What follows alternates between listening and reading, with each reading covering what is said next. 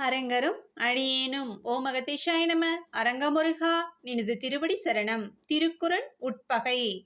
எட்பக வண்ண சிறுமைத்தே ஆயினும் உட்பகை உளந்தாங்கேடு. ஒரு முழு எள் விதையே எடையற்றது, லகுவானது. அதுபோல உட்பகை பார்க்க மிக லகுவாக, மிக மிக சிறியதாக தோன்றினாலும் அது உள்ளத்தில் இருந்தால் அது உள்ளத்திற்கும் உறவுகளுக்கும் கேடே. உட்பகை உள்ளத்தில் தோன்றிவிட்டால் அழிவு ஏற்பட்டு துன்பமே எஞ்சும். உள்ளமே அனைத்திற்கும் ஊற்றாகும். நல்லது விதைத்தால் நல்லதே நடக்கும், நன்மை பெருகும் என்ற ஆறுமுகப் பெருமானே. ஆதி ஈசனே அகத்தீசனே, அஞ்சாதே என்று ஆதரவு சொல்லி ஆண்டருளவும், திருவருளை கூட்டவும் குருவருளை சேர்க்கவும், எம்மை கண்காணித்து அருள் புரியவும், நல்ல குணம் தந்து எங்களை ஆட்கொண்டு ஞான உபதேசம் தந்தருளவும், தோல்விகளைக் கண்டு துவலாத மனம் தருவது மாமுருகன்.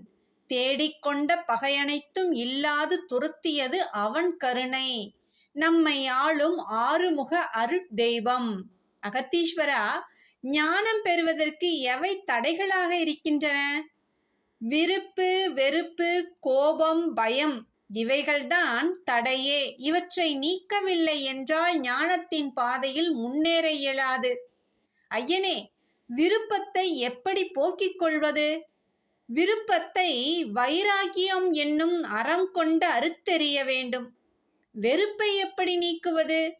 நல்ல குணங்களை விதைப்பது, எல்லையில்லா அன்பு என்ற கருணையை வளர்த்து கொள்வதால் மட்டுமே வெறுப்பை நீக்க முடியும். கோபப்படாமல் ஒருவனால் இவ்வுலகில் வாழ முடியுமா ஐயனே? முடியும் என்றால் அதற்கு வழிதான் என்ன? ஒருவனுக்கு தனது விருப்பம் நிறைவேறவில்லை என்றால்தான் கோபம் வருகிறது. மேலும் அடிக்கடி ஏற்படும் தோல்விகள் கோபமாக மாறுகிறது. எதிலும் விருப்பமும் எதிர்பார்ப்பும் இல்லை என்றாலே கோபம் வர வாய்ப்பு இல்லை. ஆறுமுகப் பெருமானின் விருப்பமே நமது செயலாக இருக்கிறது என உணர வேண்டும், ஏற்றுக்கொள்ள வேண்டும். ஒருவருக்கு பயம் எதனால் ஏற்படுகிறது ஐயனே? மனக்குழப்பத்தால் பயம் உருவாகின்றது. என்ன நடக்குமோ ஏது நடக்குமோ என்ற குழப்பமே எதிலும் தெளிவை தருவதில்லை. எதிலும் உண்மையை அறிந்து கொள்ள முயற்சி செய்வதில்லை. அறிந்தாலும் அதை செயல்படுத்துவதில்லை. அதனால் தன்னம்பிக்கை வருவதில்லை.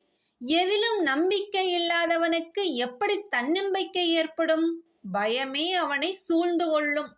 பயத்தை போக்க சிந்தனையையும் மனதையும் அதிகம் ஆக்கிரமிப்பது குருமயமாக இருக்க வேண்டும். அதுவே நாளடைவில் இறைமயமாக மாறிவிடும். ஞான தபசு என்பது மெய்ஞான அறிவு கலந்த தவசி. இத்தகைய அருளாளரை குருவாக பெற்றவர்கள் நிச்சயம் ஞானம் பெறுவார்கள். குருவின் பாதகமலங்களில் அடைக்கலம் தேட வேண்டும். துன்பத்தில் இருப்பவன் தேடுவான். துன்பம் வராமல் இருக்க வேண்டும் என நினைப்பவர்களே அதிகம். துன்பத்தை தடுக்க வேண்டும் என்று எண்ணுபவர்கள் குறைவே. ஒருவனுக்கு நாட்டம் எதுவோ அதையே தந்தருள வேண்டும் என்பது இறை சட்டம். ஆகையால் உங்களது நாட்டத்தை தூய்மையாக்க தெளிவாக வலிமை மிக்க எண்ணத்தை பதிவாக்குங்கள். நன்றிகள் ஐயனே. தங்களின் பொற்பாதங்களில் மலர் தூவி வணங்குகின்றோம்.